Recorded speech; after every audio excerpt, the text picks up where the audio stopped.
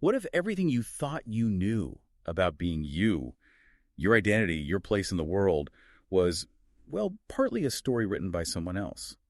It's a pretty unsettling thought, isn't it? It really is. It gets to those fundamental questions about existence. And that's what we're doing today.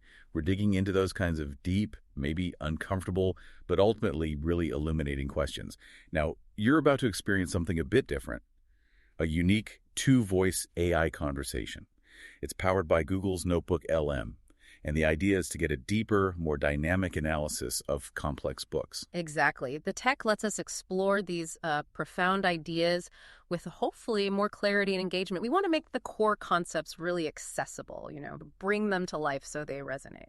And the book we're tackling today is, well, it's a giant, a truly monumental work that absolutely redefined how we understand gender, freedom, identity itself. We're talking about Simone de Beauvoir's The Second Sex. A book that offers such profound insights into what it means to become a woman. It challenges assumptions that are just so deeply ingrained in, well, everything. It really does. Yeah. And our analysis here, like with other books, is designed to spark reflection, maybe some rational thought. For more AI book analysis aimed at exactly that, you can always check out Mindful Moments over on our YouTube channel. Good point. Okay, so let's unpack this. Beauvoir's analysis of womanhood, it starts with this really revolutionary philosophical idea. Existence precedes essence. Now, what does that actually mean when you apply it to something like gender?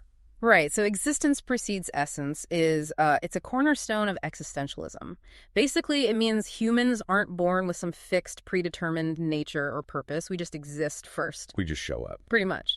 And then through our choices, our actions, our experiences, we create who we are. We make our own essence. So when Beauvoir applies this to gender, it's radical. She's saying womanhood isn't some innate thing you're born with. Like eye color or something. Exactly. It's not like that. Instead, she argues, society, culture, history, they construct what women means. You learn it, you're conditioned into it, you become a woman. That's a huge conceptual leap, isn't it?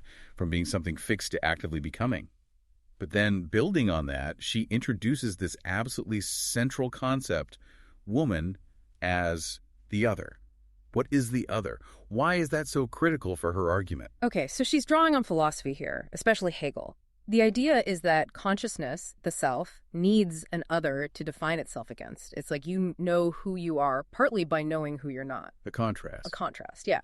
But Beauvoir argues that historically men have basically claimed the role of the self. They're the default, the universal human subject. And women, they get pushed into the role of the other. So not just different, but defined in relation to the male standard. Precisely. The other is seen as inessential, relative, secondary, defined by what she supposedly lacks compared to the male norm.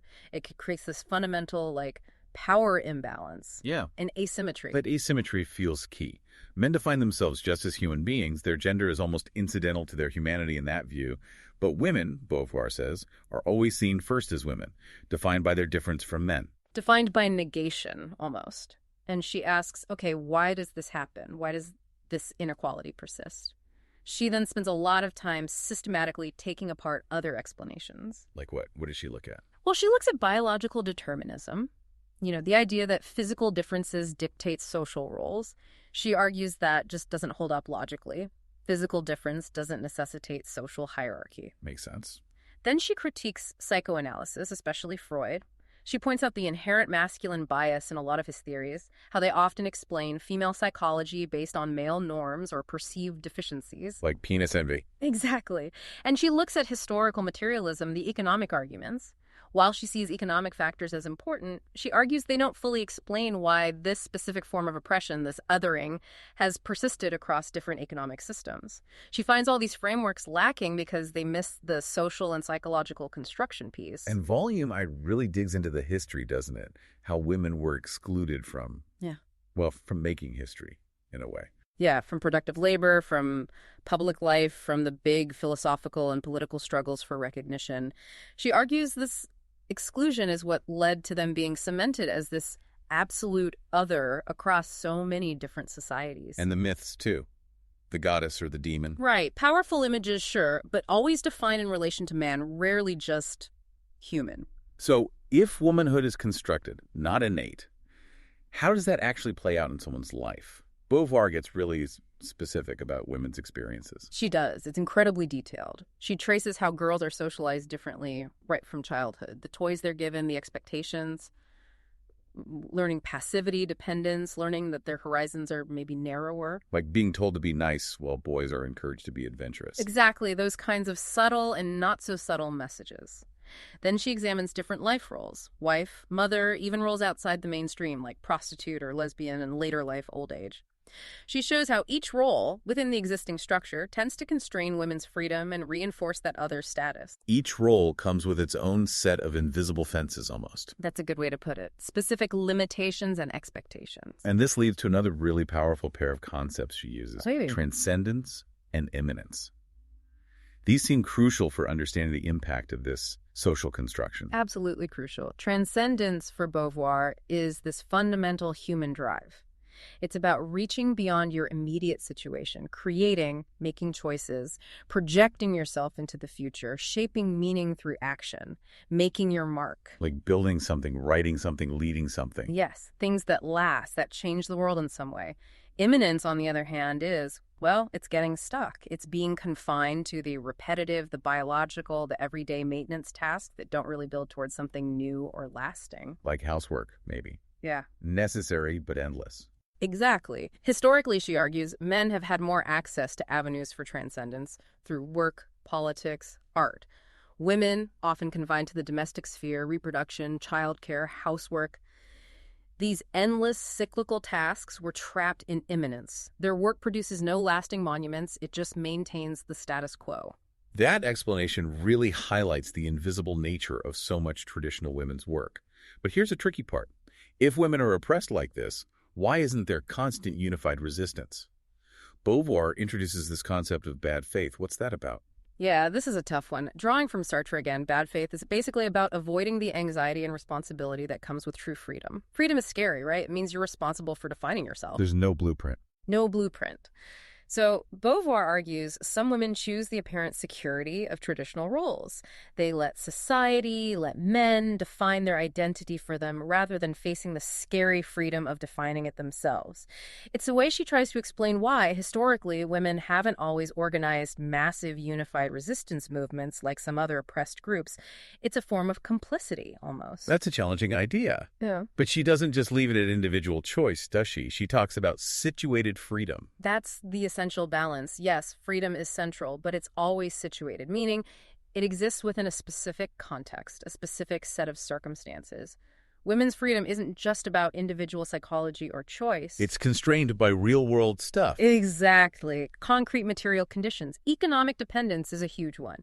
Legal restrictions, social expectations that are just everywhere, even physical vulnerability. These aren't just in your head. They are real barriers that limit authentic choice and make achieving that transcendence incredibly difficult. Okay, so bringing this forward, how does this massive work resonate today?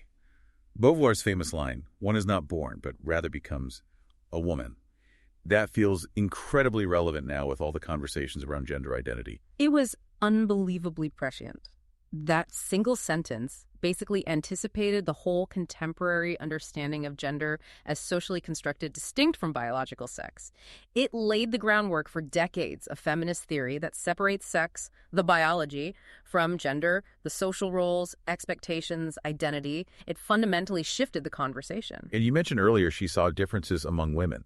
It sounds like she had an early sense of what we now call intersectionality. Absolutely. She didn't use the word, obviously, but the concept is there. She recognized that a middle-class woman's experience in Paris was vastly different from a working-class woman's, for example. She noted how race, class, other factors intersected with gender to create different realities.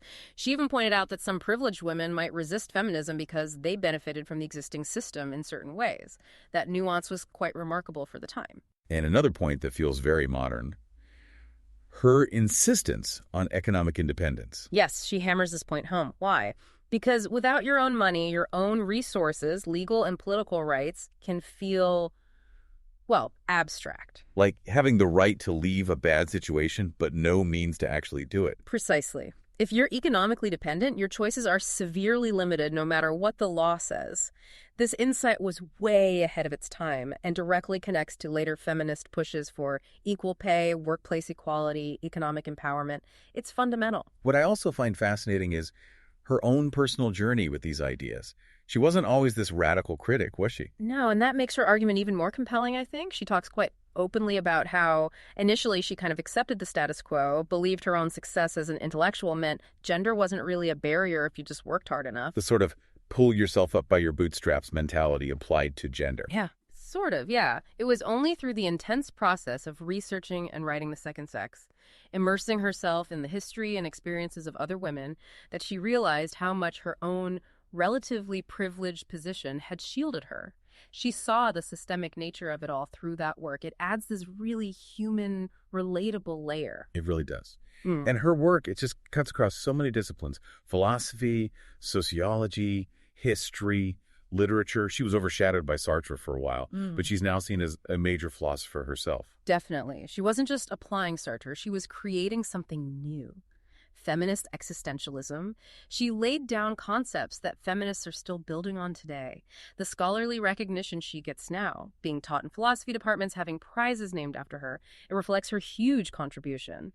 And the enduring power of this book isn't really about giving us all the final answers. It's more about giving us these incredibly sharp analytical tools. Tools to understand how social categories like woman, but potentially others too, get constructed, how they're maintained, and maybe how they can be changed. So in today's world, with all the ongoing debates about gender, identity, social justice, Beauvoir's work offers crucial historical perspective, but also these really useful concepts for thinking things through right now. It equips you for continued analysis and maybe even action. well, this has just been a glimpse, really, into the depth of the second sex. If you found this analysis helpful, remember our mindful moments and our podcast were all about providing clear, analytical takes on complex ideas, trying to spark those aha moments. It's definitely worth exploring. So we really encourage you to subscribe to this show for more explorations like this one. Maybe share this episode with someone you know who loves wrestling with big ideas, or someone asking questions about identity. And if you want to read the book yourself, there's a link in the description to purchase a copy. And maybe most importantly, just keep thinking critically. Keep questioning the frameworks, the assumptions that shape how we see the world and each other. It's an ongoing process, isn't it? It absolutely is. Thanks so much for joining us today. Until next time, keep learning.